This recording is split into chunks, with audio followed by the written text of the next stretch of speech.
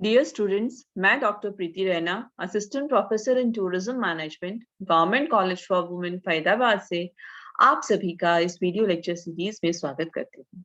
Travel agency and tour operation management के अंदर आज हमारा टॉपिक है costing of package tour. Basically अब तक आप समझ चुके हैं कि जो हमारा पर्पस क्या है कि जब हम पैकेज टूर बना रहे हैं तो उसकी हम जो है एक पर्टिकुलर प्राइस पे जो है हम उसको सेल करते हैं। अब वो प्राइस हम कैसे निर्धारित करेंगे, उस प्राइस को निर्धारित करने से पहले हमारे को जरूरी है कि हम अपने पैकेज टूर की कॉस्टिंग करें।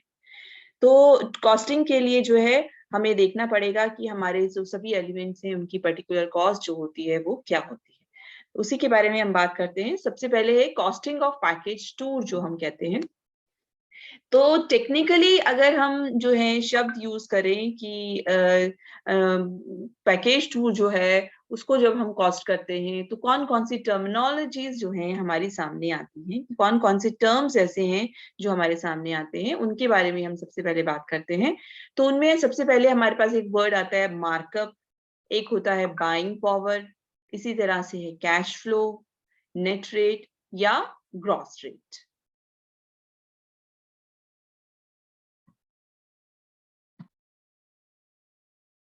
बेसिकली टूर पैकेज में मार्कअप जो होता है वो क्या होता है, वो बेसिकली है कि it is the amount added to the cost price of goods to cover overheads and profits. तो बेसिकली जो है जो हमारा हम कोई भी चीज जो है अगर हम गुड्स हैं या जो भी हम सर्विसेज हैं जो भी है उनके उनका जो खर्च होता है, कॉस्ट प्राइस जो होता है, और उसके अलावा जब हम इन चीजों को खरीदने के लिए कोई खर्चा करते हैं तो जो हमारा पैसा खर्च होता है उस पैसे को हम किस तरह से पूरा करेंगे। कोई चीज है, अगर वो मार्केट से हमने 500 रुपए की खरीदी, कोई जो भी हम सर्विसेज लेते हैं या जो भी सामान लेते हैं वो उसका कॉस्ट हो गया। अब उसको खरीदने के लिए भी आपका पैसा लगता है, आप जाओगे वही अपना कोई व्हीकल से, पेट्रोल लगेगा आपको, जाने आने में जो भी खर्चा लगेगा आपको इस तरह से, या कुछ भी एक बार जाना पड़ता है, 2 बार जाना पड़ता है, वो खर्च आप उसको फोन करना पड़ता है, तो ये भी आपके एक्स्ट्रा खर्चे जो है उसमें लगते हैं। तो ये जो भी ओवरहेड खर्चे जो है हमने जो पूरा करने हैं उसके लिए क्या करते हो आप, जितने में वो सामान आया जो कॉस्ट प्राइस था उसके ऊपर एक कुछ अमाउंट ऐड कर देते हैं। क्या करते हैं, उसके ऊपर हम कुछ अमाउंट ऐड कर देते हैं, ठीक है। और इससे क्या कर फायदा होता है हमें कि जो हमारे एक्स्ट्रा खर्चे हुए वो और प्रॉफिट दोनों चीजें हमारी निकल जाती हैं, इसलिए हम ऐसा करते हैं। अब सपोज करो हमने बोला कि जैसे कोई भी अमाउंट है हमारा कि उसकी कॉस्ट जो थी वो कितनी थी आपकी, सपोज करो वो 100 रुपीज का है, ठीक है जी, ये 100 रुपीज का है। अब मैंने बोला मेरे को लाने लाने में या ले जाने में भी मुझे इसको खर्च लगा, तो मैं इसमें क्या कर सकती हूँ कि मुझे इसके अंदर 10 रुपीज जो है मैं और ऐड कर देती हूँ। और इसके अलावा मैं ये चाहती हूँ कि मेरे को कुछ प्रॉफिट भी हो जाए। अगर मैं 110 का 110 में ही करूंगी तो मुझे प्रॉफिट कैसे होगा, तो इसलिए मुझे उसके लिए क्या करना पड़ेगा, उसमें कुछ प्रॉफिट लेने के लिए मैं बढ़ा देती हूँ कि मेरे को 15% प्रॉफिट लेना है अगर मुझे इस चीज से, तो मैं इसके अंदर क्या करूंगी, टोटल में 15% जो है वो और अमाउंट ऐड कर इसको। तो ये जो मैंने इस कॉस्ट प्राइस के अंदर जो 100 रुपीज के कॉस्ट प्राइस के अंदर जो मैंने ये ऐड किया इसको हमने बोला मार्कअप बेसिकली, ठीक है। तो ये अमाउंट जो ऐड किया हमने कॉस्ट प्राइस को, ताकि हमारा ओवरहेड खर्चा भी निकल जाए और हमारा प्रॉफिट भी निकल जाए, इसलिए जो है इसको क्या बोलते हैं, मार्कअप बोलते हैं। तो बेसिकली अब जो हमारा प्राइस हो जाए, हमारा को जो अमाउंट आ जाएगा उससे हमें मुनाफा हो जाएगा।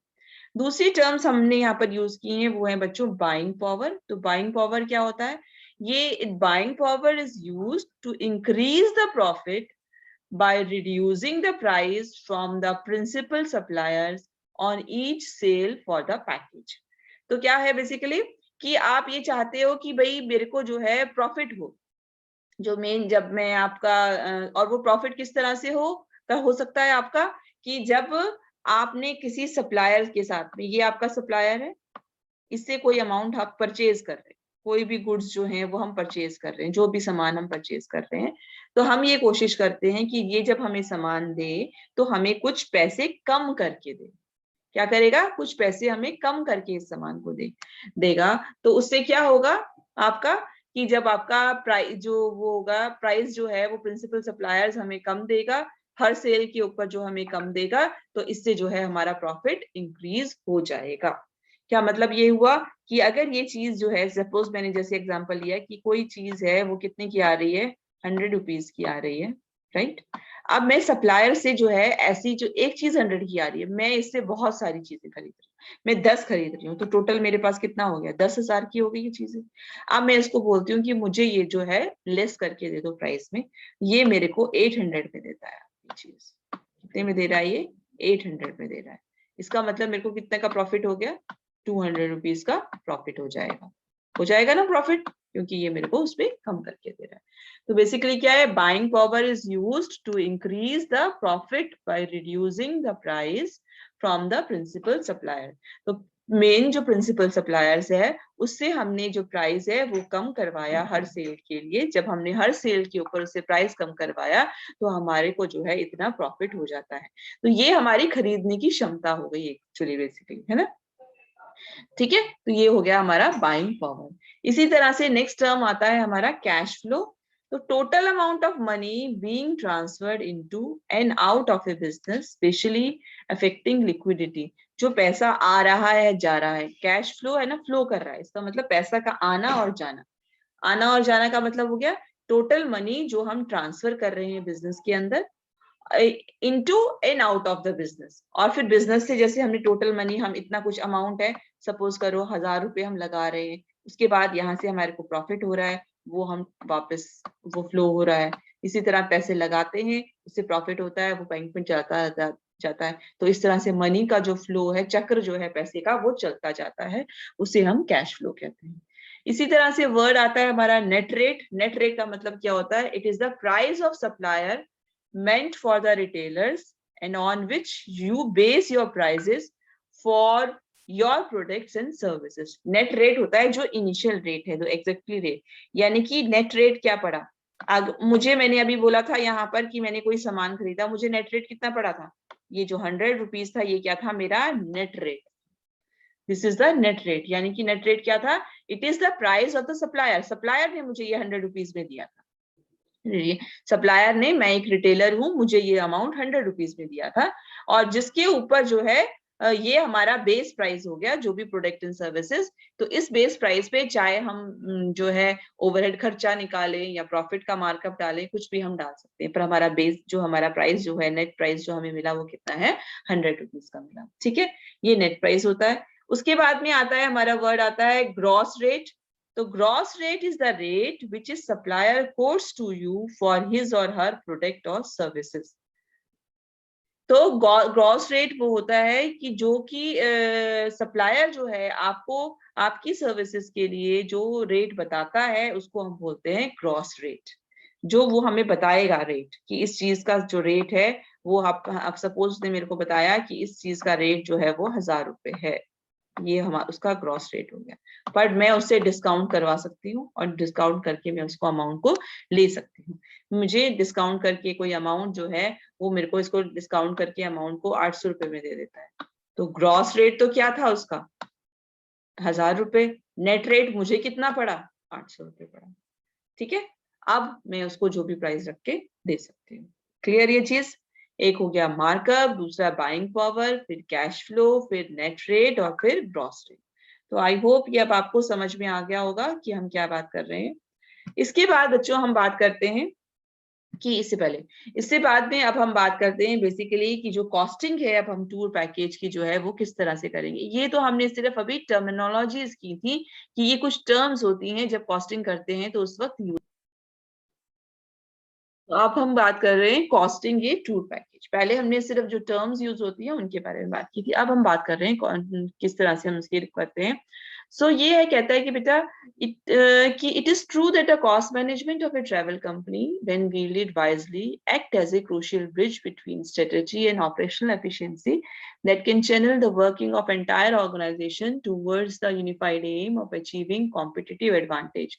तो बेसिकली क्या है, ये सही है कि अगर हम ट्रेवल कंपनी की कॉस्ट मैनेजमेंट जो है वो बहुत समझदारी से करते हैं, तो ये एक ब्रिज का काम करेगी हमारी स्ट्रेटेजी के बीच में। किस तरह से हम नीति अपनाएंगे, क्या नीति हम अपनाएं, इसमें हमें मदद करेगी, और किस तरह से उस नीति को जो है हम ऑपरेट करें, उसको लागू करें, जिससे कि जो है हमारी ऑर्गेनाइजेशन जो है, जो उसका उद्देश्य है कि वो दूसरे कंपनी से बेटर जो है फायदा उठा सके और जो है प्रॉफिट भी अर्न कर पाए।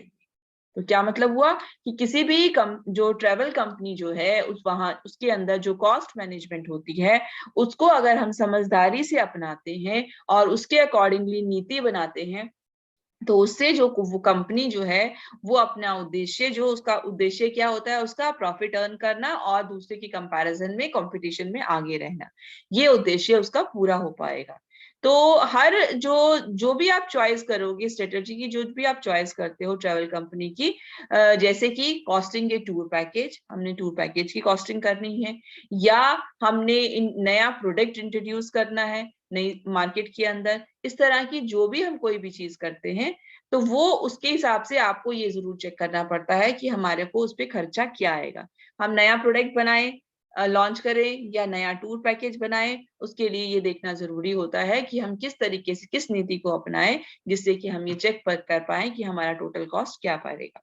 तो इसलिए जब हम कॉस्ट करते हैं किसी भी प्रोडक्ट को, तो टूर कंपनी को जो है ध्यान देना चाहिए मेनली 4 चीजों पर। कौन सी 4 चीजों पर ध्यान देना है उसको जरूरी?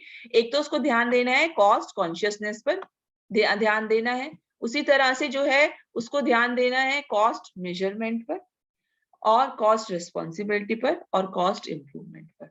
तो जब हम कॉस्ट करते हैं किसी प्रोडक्ट को, टूर कंपनी के अंदर को इन 4 मेन पॉइंट्स पर ध्यान देने की जरूरत होती है। ये तो एक जनरल बात हुई।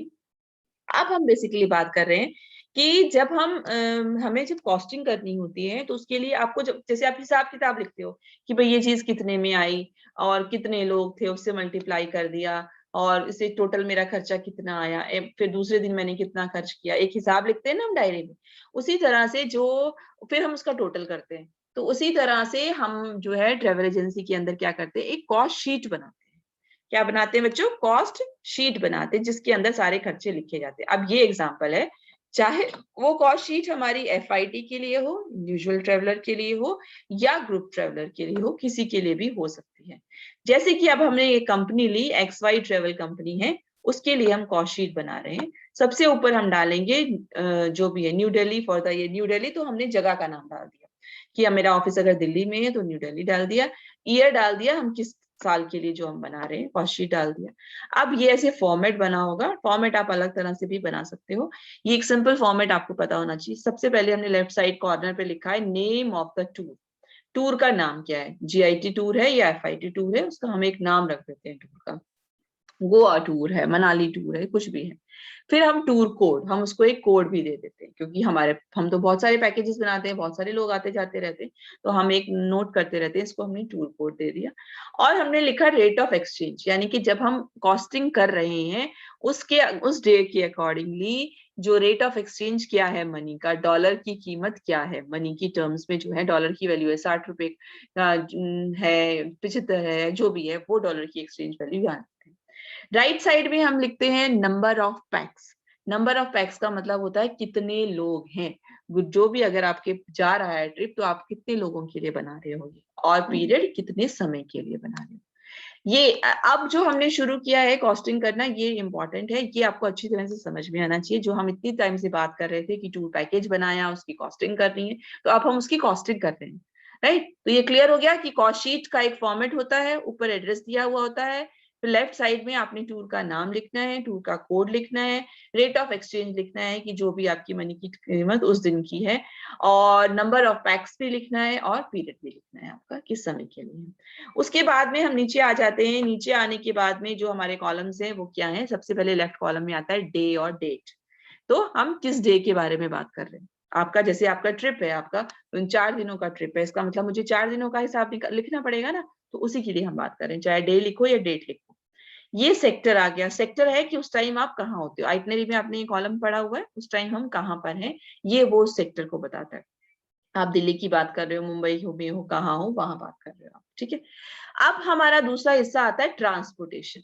अब हम क्या करते हैं, ट्रैवलिंग के 2 मेन कंपोनेंट्स हैं, एक ट्रांसपोर्टेशन है और दूसरा क्या है, अकोमोडेशन यानी कि होटल्स।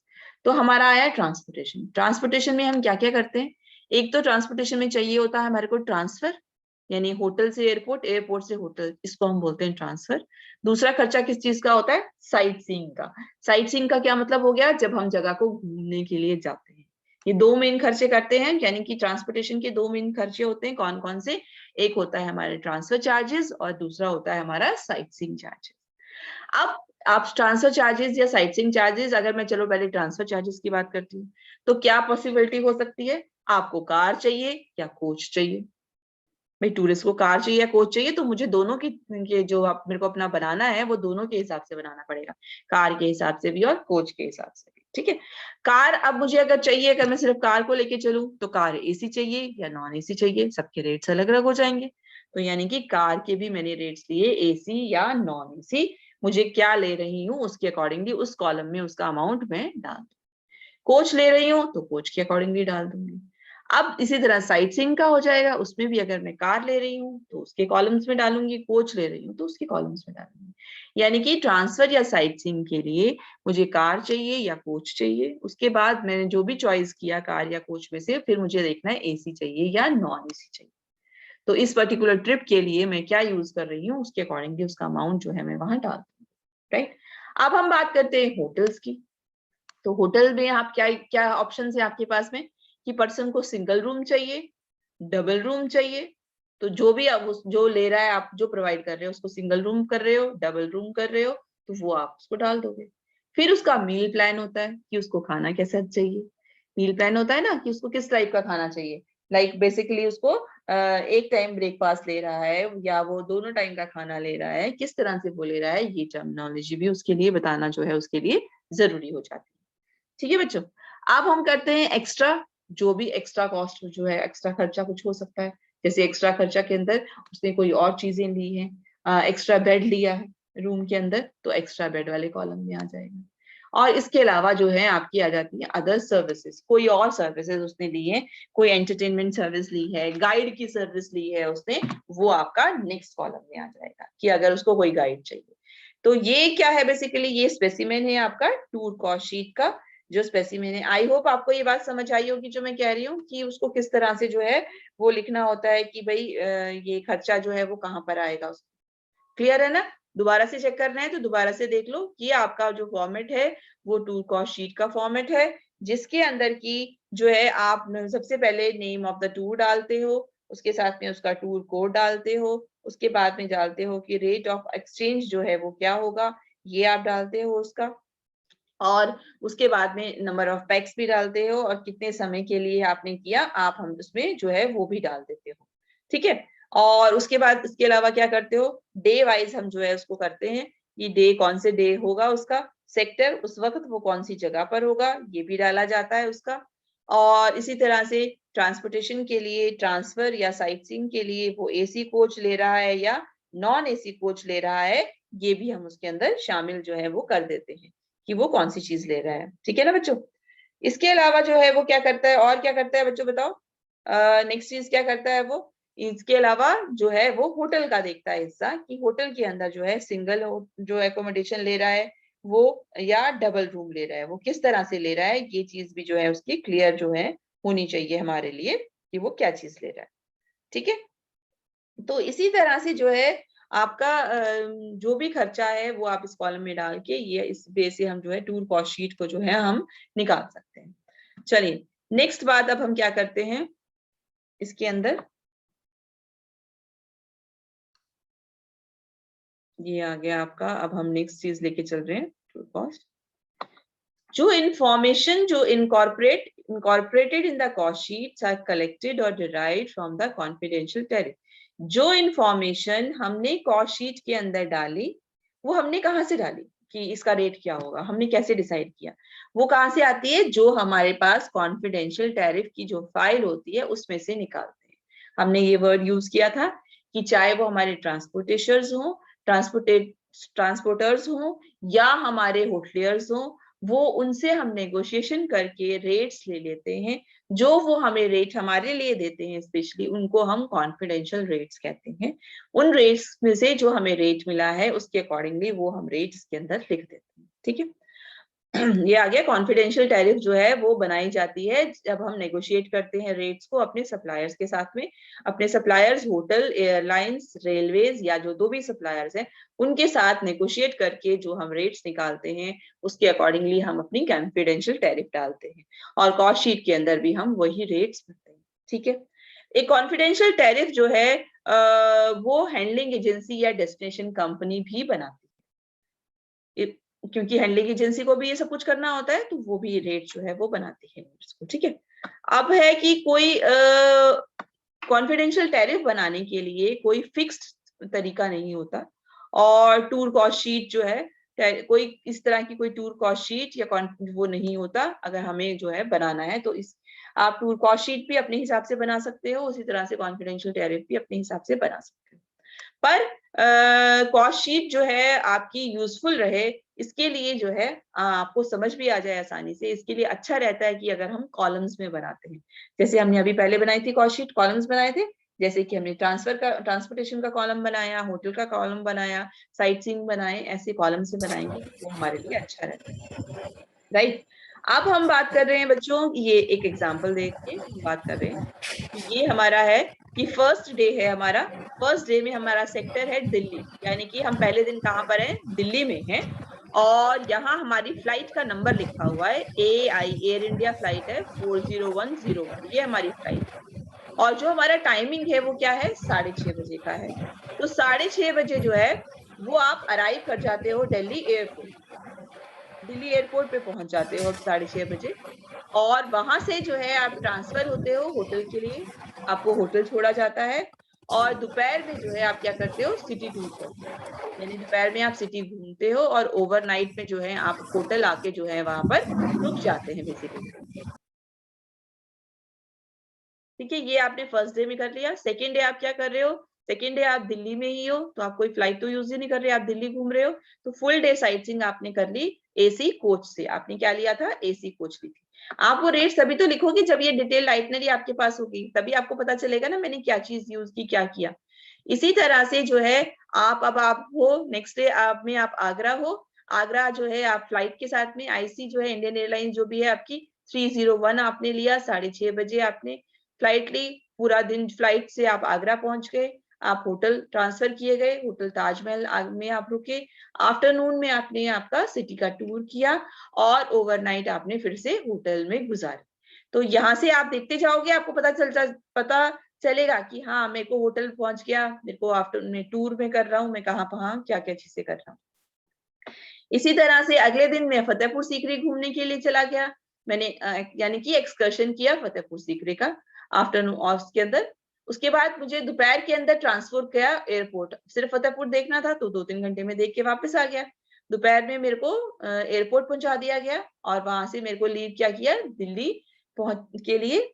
और ओवरनाइट कहाँ पर पहुंचा, आपका होटल आपने कर लिया। उसके बाद 5वें दिन आप दिल्ली के अंदर हो। आप दिल्ली से अब आपको फ्लाइट लेनी है क्योंकि आप श्रीनगर जा रहे हो घूमने के लिए। तो आपने फ्लाइट ले ली IC 5030, सुबह 6 बजे की थी। तो आप फ्लाइट लेने के लिए आपको ट्रांसफर चार्जेस होंगे, transfer to airport to leave for Srinagar. फिर श्रीनगर पहुंचोगे तो ट्रांसफर हो जाएगा आपका, आपको स्टे करना है डीलक्स हाउस बोट के अंदर, तो वहां ट्रांसफर कर दिया गया। आफ्टरनून में आपने शहर का एक्सकर्शन किया, ओवरनाइट में जो है आप आके होटल के अंदर रुक गए। श्रीनगर के अंदर नेक्स्ट डे आप श्रीनगर के अंदर ही हो तो आपने कोई भी आपकी ये जो ट्रांसपोर्टेशन चार्जेस आपके नहीं लगे, आपने सिर्फ साइट सीइंग के चार्जेस लगेंगे क्योंकि आपने साइट सीइंग कर रहे हो और ओवरनाइट आप होटल के अंदर रुक रहे हैं। ठीक है। तो इसी तरह आप 7th में आ गया कि दिल्ली जो है आप दिल्ली के अंदर हो, दिल्ली आपको श्रीनगर पहुंचना है बेसिकली। तो आप श्रीनगर टू दिल्ली की आपने फ्लाइट ले ली IC 5010, सुबह 7:30 बजे की। आपको ट्रांसफर किया गया एयरपोर्ट, दिल्ली पहुंचते हैं आप, और दिल्ली पहुंच के एयरपोर्ट पे आपको आपकी फ्लाइट आगे न्यूजीलैंड की थी तो आप न्यूजीलैंड निकल गए। ये आपकी डिटेल फ्लाइट आपके पास में। ठीक है, इतना क्लियर हो गया आपको। अब हम बात कर रहे हैं बेसिकली कि जो है एडवांटेज क्या है आपका टूर कॉस्ट शीट का। हमने जो ये टूर कॉस्ट शीट बनाई उसका फायदा क्या होता है आपका। तो ये इसका बेनिफिट ये होता है, एक तो सबसे इंपॉर्टेंट कि इट डिस्क्लोज, ये याद कर लेना, ये क्वेश्चन आते हैं टूर कॉस्ट शीट का फायदा क्या है, तो कॉस्ट शीट क्या होती है और कॉस्ट शीट का फायदा क्या होता है। तो ये है, it discloses the total tour cost and the cost per PACS. इसकी मदद से आपको पूरी जो है टूर की कॉस्ट आपको मिल जाती है इससे, और पर पर्सन क्या होगी, प्रति व्यक्ति क्या कॉस्ट आएगी, वो भी आप इससे निकाल पाते हैं कॉस्ट शीट की मदद से, ठीक है, पर पर्सन। दूसरी बात, it enables the tour company to keep a close watch and control over the cost, क्योंकि आपके पास जब सामने लिखा होता है शीट के ऊपर, इसकी मदद से टूर कंपनी जो है बहुत ध्यान से जो है सभी खर्चों को देख सकती है और कंट्रोल भी कर सकती है। सारे रेट सामने आ रहे हैं उसके पास में लिखे हुए, शीट पर आपने बना लिए। अब आपका जो टोटल आएगा आप देख पाओगे ये मेरे बजट से ऊपर जा रहा है या कम है बजट से। अगर बजट से ऊपर जा रहा है तो आप चेक कर लोगे कहाँ मैं कमी कर सकता हूँ। अगर मैंने होटल उसको महंगा दिया है तो मैं होटल को चेंज कर पाऊंगा, या जो भी कनेक्टिविटी है मेरी वो है जहां भी मैं उसको कम ज्यादा कर सकता हूँ वो मैं कर पाऊंगा। तो आप रेट उसके अकॉर्डिंगली उसको दे दोगे, ठीक है। तो ये इसके लिए जो है आप पूरी तरह से ध्यान से आप पूरे खर्चों को जो है देख सकते हो। इसी तरह से है, it helps in fixing of the selling price more accurately, और इसकी मदद से जो आप अपना सेलिंग प्राइस भी निश्चित कर सकते हो, क्योंकि जब आपके पास टोटल खर्चे आ गए तो आप देख पाओगे कि भाई टोटल मेरे को जो टोटल खर्चे आ रहे हैं मेरे पास में कितने हो रहे हैं। अब मेरे को जो है मैं इसका जो है इसकी सेलिंग प्राइस क्या रखूं कि मेरे को प्रॉफिट भी होगा, तो मेरे को सेलिंग प्राइस निर्धारित करना पड़ेगा। क्योंकि प्राइस निर्धारित करने के लिए सबसे पहले क्या होना चाहिए, कॉस्ट पता होनी चाहिए, और कॉस्ट शीट हमें वही बताती है। तो कॉस्ट शीट क्योंकि हमें कॉस्ट बताती है तो उसकी मदद से हम सेलिंग प्राइस सही तरह से निर्धारित कर पाते हैं। नेक्स्ट है, it helps the tour company to submit quotations. इसकी मदद से टूर कंपनी जो है कोटेशंस भी दे सकती है। इसका मतलब क्या है, क्योंकि कोई भी जो क्लाइंट होता है वो एक ही जगह से तो मांगेगा नहीं रेट्स, वो कई जगह से मांगता है। तो अगर आपने एबीसी कंपनी से रेट मांगा, XYZ से भी मांगा, तो एबीसी अपने रेट्स दे देगी। वो रेट्स कैसे दे देगी, ये जब वो सारा का सारा शीट पे बनाएगी, जो खर्चा आ जाएगा कॉस्ट, वो एक कॉस्ट बता देगी कि इस पैकेज का खर्चा 9,050 आ रहा है, सब दिखा रहा है। दूसरी कंपनी बताइए इसका खर्चा 8,000 रुपए आ रहा है, एक बताती है 10,000 रुपए आ रहा है। ये हमने अपनी अपनी कंपनीज जो है वो कोटेशन दे दी। फिर अब जो भी क्लाइंट है हमारा वो चेक करेगा कि उसको कौन सी कोटेशन पसंद आती है, क्योंकि कोटेशन में रेट के हिसाब से वो सर्विसेज भी देखेगा कि इस पे कौन सी सेवाएं शामिल की गई। तो ये जैसे हमने एग्जांपल लिया था कि हमने बोला suppose A group of tourist from New Zealand, ये जो हमने बोला कि न्यूजीलैंड से आ रहा है, तो एक आप टूर आइटनरी बनाइए दिल्ली आगरा श्रीनगर दिल्ली की, और आप उसमें बताइए कि उसका टूर प्राइस क्या, हम उसको क्या टूर प्राइस बताएं। और जैसे अगर आपकी टूर कंपनी है उसका नाम सपोज करो XY टूर्स कंपनी है, तो अब जैसे हमने आपको कॉस्ट शीट बताई, तो आप उस कॉस्ट शीट को देखते हुए उसका प्राइस जो है वो बता सकते हो बच्चों की, जो है इसका प्राइस जो है वो बेसिकली क्या रहेगा। ये हमने कॉस्ट शीट बनाई थी।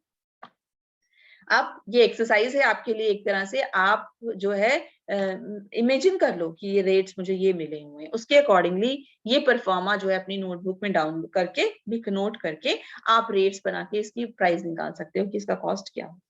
तो ये आप इस तरह से कर सकते हैं।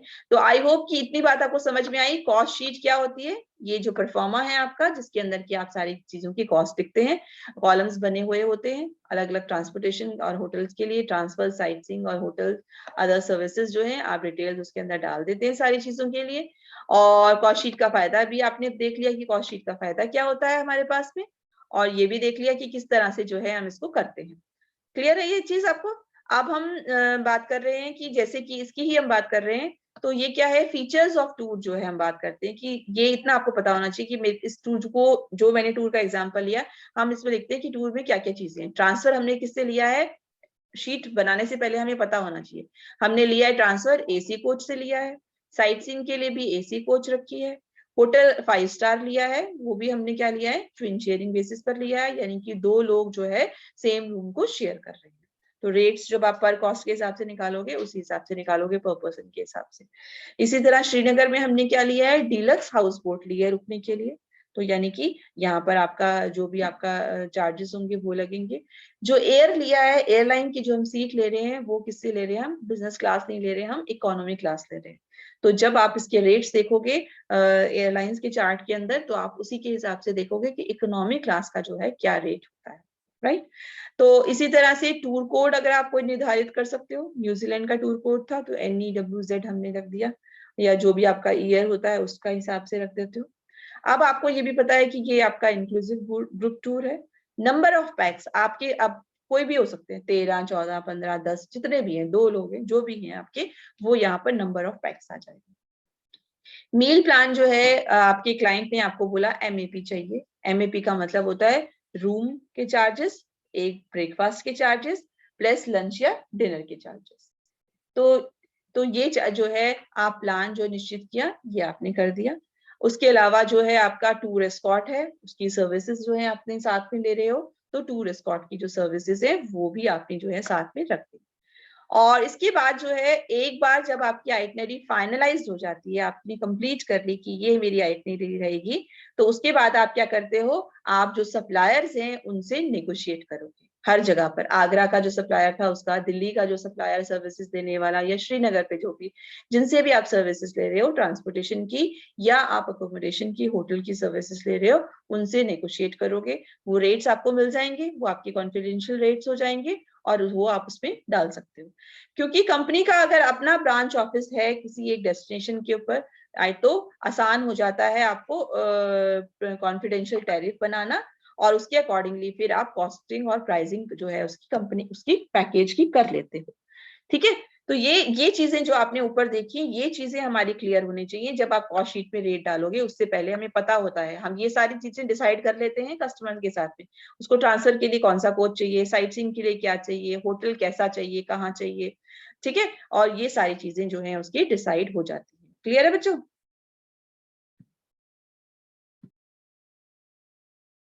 इस तरह से बेटा कॉस्टिंग से रिलेटेड ये रेफरेंस की डिफरेंट साइट्स हैं जिन पे जाके आप और डिटेल में इसको स्टडी कर सकते हो। और बेस्ट तरीका है कि जो हमने एग्जांपल दिया है आपको, उसको आप खुद नोटबुक में लेके कॉस्ट जो है वो बना के देखें, और नेक्स्ट क्लास के अंदर हम इसको फर्दर करेंगे।